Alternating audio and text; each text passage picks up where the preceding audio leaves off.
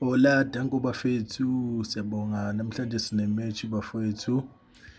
Kwamele ukuthi siyibonakalise kakhulu bafethu. Ngiyacela kakhulu ukuthi siyisapote i-team yethu ey'nkundleni zokuxhumana, kuma-TV, nakhona ukuthi mhlambe kulaba abaseduze abakhona ukusondela e-F_N_B because vele i-F_N_B mina ngiseduze nayo bafethu.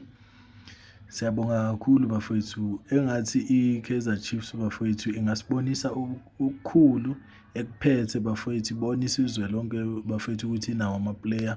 Sengathi nama-coaches wethu bafethu angasebenzisa ukuhlakanipha okukhulu kakhulu eku-select-eni ama-player bafethu, bengayi ngama-favourite guys. Siyacela kakhulu bafethu ukuthi engathi bengakhetha ama-player ayiwo azosiwinela i-game bafethu.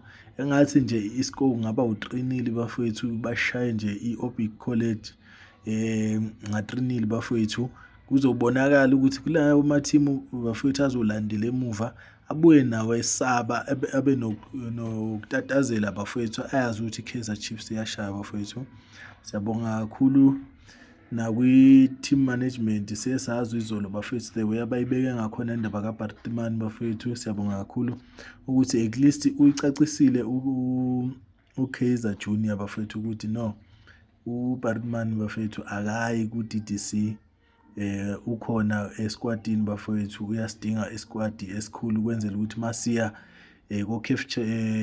CAF Confederation Cup bafethu besazi ukuthi sinama-substitute aphelele noma kufika ama-injuries, sazi ukuthi we do have players because we know ukuthi ama-player alimala kakhulu bafethu ama-forward kakhulu iwalimala kakhulu nasesiswini. I-backline is not easy nje ukuthola kuthiwa inama-injury. Yes, baba nawo uMonyani noMarco but not always, especially abo-center back.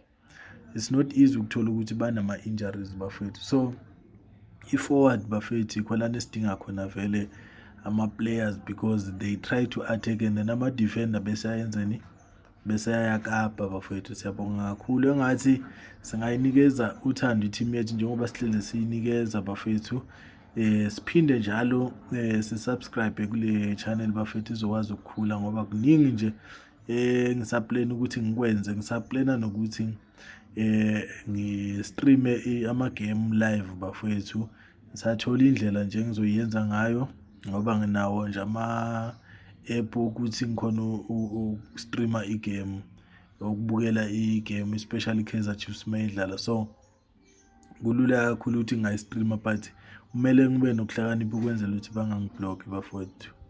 Siyabonga, danko.